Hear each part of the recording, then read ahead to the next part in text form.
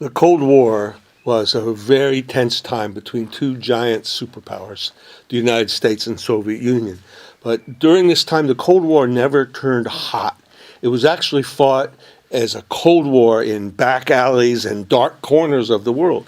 And a big part of that battle between the United States and Soviet Union was espionage and spying, both sides trying to find out the secrets of each other.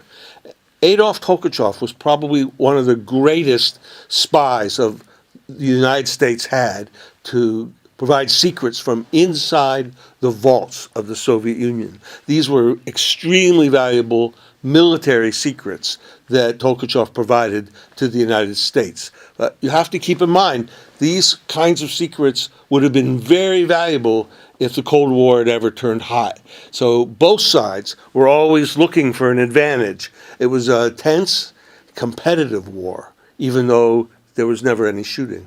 First of all, Tolkatchev's motives are very important. He was disenchanted with what the Soviet Union had become. He was disenchanted because his wife's parents had been persecuted. His wife's mother had been executed during Stalin's Great Terror. Her father sent to the Gulag. So what happened during Stalin's Great Terror caused him a great deal of anger and rage and resentment.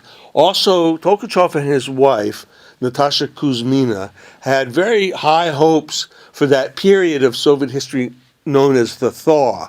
This was Khrushchev's period, the period of Sputnik. Things seemed to be getting better. They had a child then, and they had high hopes that the Soviet Union would leave all this misery of the war and the Great Terror behind. But then the Soviet Warsaw Pact forces invaded Czechoslovakia and put down the Prague Spring in 1968. And Tolkatchev felt completely disenchanted, both by history and by what happened with the Prague Spring. He read Solzhenitsyn in manuscript. He was aware of what Andrei Sakharov was saying as a dissident. So Tolkatchev decided that he had to do something. Things had not worked out. He was just very disenchanted and angry at what had happened. If the Cold War had ever turned hot, the two critical eyes and ears of the Soviet Union. Remember, it was a huge country. It had the largest land borders in the world.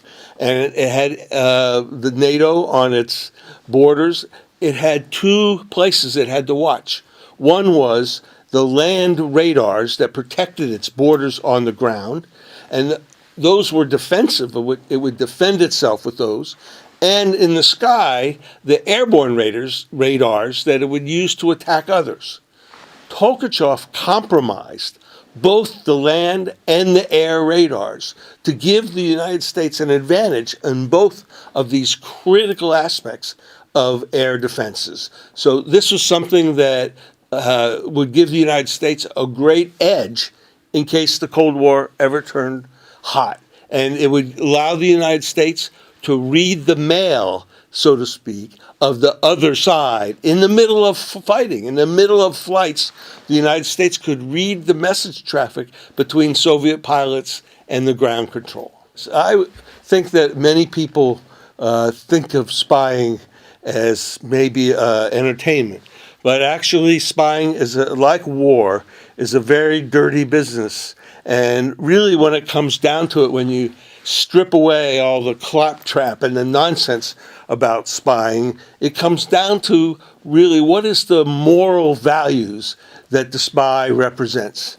Tolkatchev betrayed the Soviet Union, but he betrayed a system that really was an evil empire, a system that denied its people the right to be represented, that denied its people the right to speak freely, denied its people even the opportunity to go into Red Square with a placard that said no.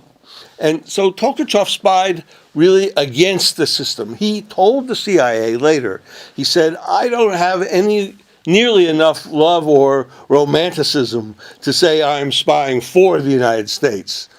He was spying against a dying and very, very dictatorial system. And that's why he did it. And he did it with a great deal of intensity, and he risked his life really, for the values that many people in the West hold very dear.